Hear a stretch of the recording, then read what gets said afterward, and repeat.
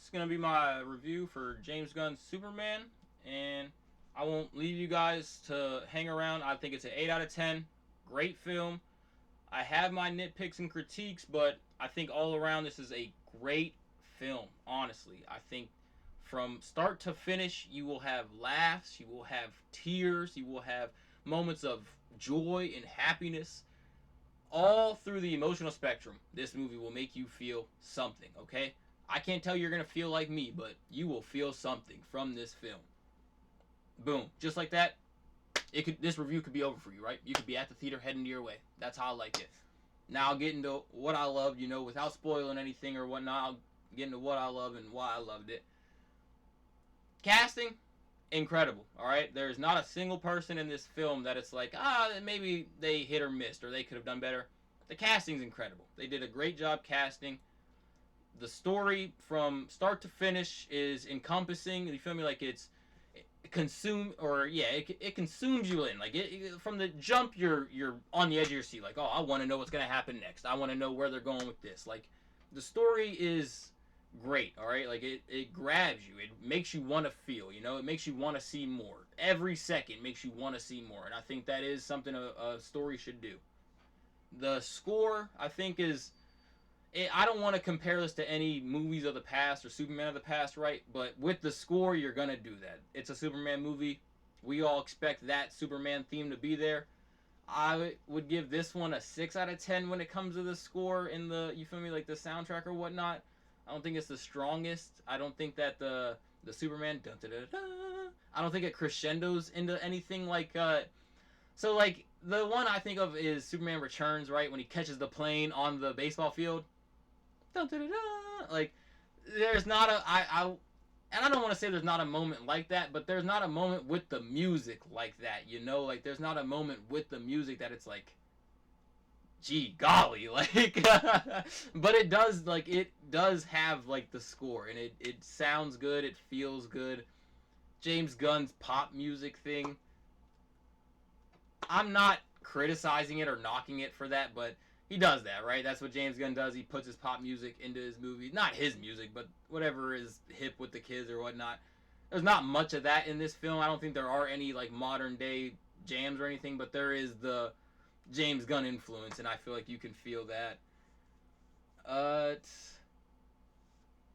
David Cornsweet and Rachel Brohanison, fucking incredible on screen. I'm sure their interviews have done justice, and if you've seen them online together, fucking incredible the way these two work on screen, alright? Like, I don't want to spoil anything. There's a scene in this movie where it's those two, just those two, and it's like, fuck, dude. Like, you two I can watch this for an hour and a half. Like, fuck, you guys are great. This is amazing. Like, yes, dude.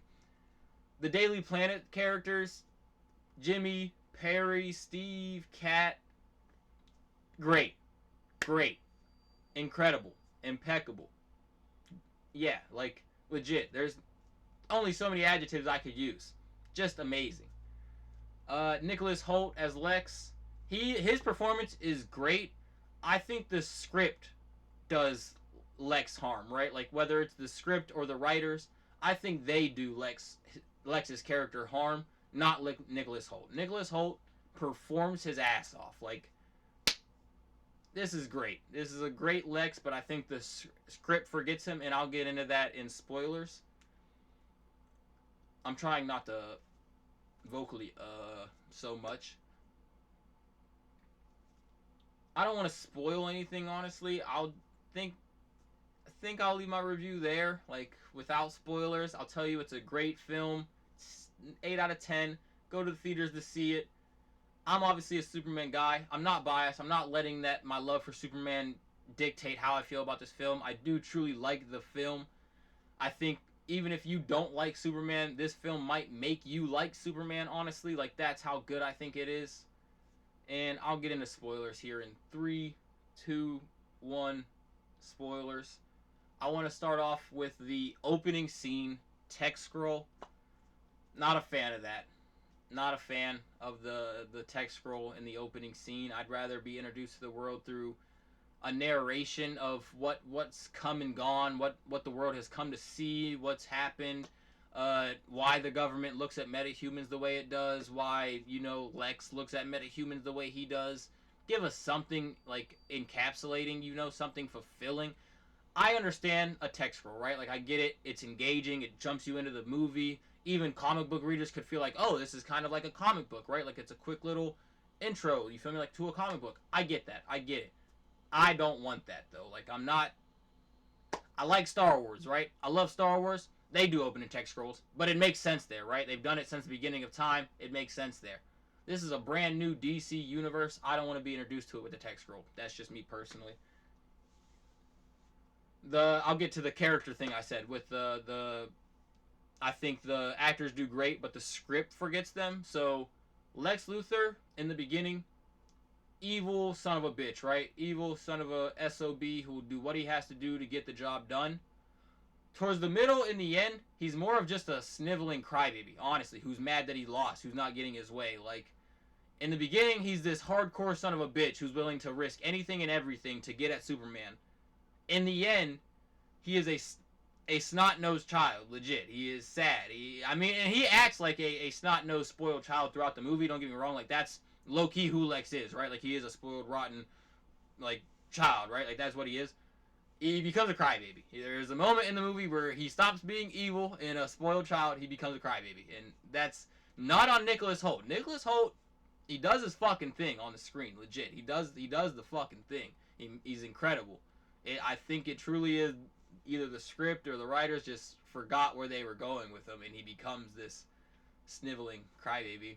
Another character is Superman. I hate to say it. He's not as confident, or, you feel me, like, he doesn't have that aura, as the kids call it nowadays, that a more, he's only 3 years in, alright, and I get that, you feel me, he's still fresh and learning, and 3 years is not that long for a Kryptonian, as long as it is for us, and I know, like, I get it. This is the best scene I can use, is the kaiju scene, when the Justice Gang shows up, and he tells Mr. Terrific, I'm trying not to kill it, right, I've been trying to do this non-lethal. Mr. Terrific hears that, and he immediately tells the gang, wrap it up. Kill it. Put it down. Let's go. Superman should step in and say, hey, what'd I just say? We're not doing that. Didn't I just say I don't want to kill this thing? But he doesn't. He lets him kill it. He stands there like a child, like somebody who has no capability or any power to himself to stop this, because he does. But he doesn't. He stands there and lets these three kill it. That's tough, dude. That's... How do we let this happen? That's my opinion. I don't like Bradley Cooper as Jor-El. I don't like Jor-El sending his son to Earth to rule. I don't like it. I understand a lot of not a lot, but a few comics have done it. It's been a thing. I don't like it. Doesn't mean it can't change. They could do something interesting later on in the story and make me like it. Do something to make it interesting. But as of right now, I don't like it. I don't like Bradley Cooper as Jor-El. I just don't. The Justice Gang are great. Hawk Girl, a bit of an issue. She can't be 5'1", alright? That's not the lady's fault, whoever was cast the player. That's not her fault. You got the job, right? They hired you to do that. That's what they hired you to do. That's on writing and casting. You cannot have Hawk Girl be 5'1". And I get it, she's not as big as the other heroes in the comics or in the animated stuff. She cannot be 5'1". You can't have her getting towered over by Guy Gardner, alright? Can't have it. She's got to be intimidating. And this isn't like a knock or anything. This is just little critiques. Can't have it. You can't do that. The pocket dimension that Lex creates, it looks alright until they get inside that pixelated river. Can't stand that scene. Can't stand any of that. That's not cool. You gotta know better. When you're watching it back, when you're watching, you feel me, the final review, before you put the final cut out, you've gotta watch that and say, this is not good. This does not look good. Ma and Paul Kent. I don't know why I didn't bring this up in the non-spoiler part. Beautiful. I love this depiction of Ma and Paul Kent. They're not pushing him to be anything that they want him to be. They're not pushing him to do good. They're not telling him he has to do good. They're telling him, this is up to you, son. These are your decisions. And I love that. Love it all. With that being said, I want to get into the Lois and Clark scene inside his apartment that motherfuckers keep talking about inside reviews. So, everybody keeps saying that the end of this scene is played for as a joke. I don't see it that way. Lois and Superman are in his apartment. They had a bit of a miscommunication earlier in the movie that Superman didn't apologize for. He apologizes here. And Lois tells him, I grew up questioning everything, alright? I grew up trusting no one, questioning everything. I grew up punk rock. You grew up loving everything and trusting everyone and seeing everything as beautiful. And he says, maybe that's punk rock. That hits me. That makes me want to cry every time I fucking think about it. But he says, maybe that's punk rock. And they have this great scene, right? And they're having this little emotional moment. In that, he tells her, I got to turn myself in. And she's like, why? He goes, well, they took my dog, and he's not even really mine. He's a foster, and he's probably out there alone and afraid. So I got to go. People think he's joking there, right? People are like, oh, why would he say a joke there? Why would he kid there? He's not. He's not fucking joking. He's Superman. The dog is out there afraid. His cousin, Kara, spoiler, Kara's dog, she trusted him with his dog, with her dog, so he's got to go fucking get her dog. It's not even his dog. He ain't joking, motherfuckers. You're pissing me off. I hate seeing reviews. I've seen a few reviews, and I'm not calling out names because I love these guys. Obviously, I watch the reviews because I respect their opinions. But I've seen these reviews, and they're like, oh, that was such a good scene until he joked. He's not fucking joking. Just wanted to get that off my chest. Another scene like that is the Pa Kent scene that Jonathan Kent is talking to fucking Clark. And he just found out that Jor-El wanted him to come to Earth and rule, basically, right? And he tells him, it's not for us parents to tell you how to live your life or how to grow up and what to be. It's for us to give you the tools to be successful, and that we hope that you use those tools that we gave you, right? That's what being a parent is. That's heart-wrenching. That's good stuff, right? That's beautiful. That's great. I want to get into the All-Star Superman panel that he put up the post-credit scene. Doesn't work here, James. I got to get this off my chest. Krypto is Kara's dog. Krypto never listens to Superman, never respects him, never obeys him. That scene doesn't work here, alright? That's just, James Gunn does this. He did it in the Guardians movies. He's doing it now, obviously, where he'll just take comic book panels and throw it on the big screen and be like, hey, look, I did it, comic book fans. It doesn't mean shit in your fucking movie, James. It doesn't mean a damn thing. It's not his fucking dog, and the dog doesn't listen to him. I just had to get that off my chest, bro. I seen that in the theater and got pissed because that's James Gunn, dude. He's so full of himself, legit. That shit irks me. You didn't earn that scene. You don't deserve that scene. It means nothing in your universe because he's not. I'll let it go. I'll digress. The other post-credit scene, Mr. Terrific and Superman staring at this building, slight crack down the middle. Perfect opportunity for Superman to super speed and fix it. Nah, they just play it for a joke. Gee golly, sorry for being a jerk.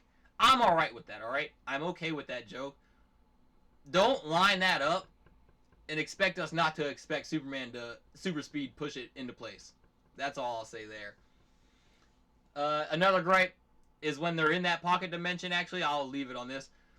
Superman has kryptonite poisoning, and he pulls off one of the greatest feats that Superman has ever pulled off. He uses his super breath to blow him, Krypto, Metamorpho, and his baby out of a black hole. That's 4 bodies, alright? 2 of them are Kryptonian of descent. The dog and Superman gotta be dense, gotta be heavy as shit. Using his... He has kryptonite poisoning, and he uses his super breath to out of the black hole. I'm all for suspension of disbelief. Obviously, I just fucking watched the movie. No way. No way you're pulling that out of your ass. I just had to say that. Still an 8 out of 10. I still love this fucking movie. Don't think I don't. Just talking my shit. Thank you for watching. If you like, leave a like. If not, dislike. Let me know in the comments why. Thank you guys for watching. Have a great one.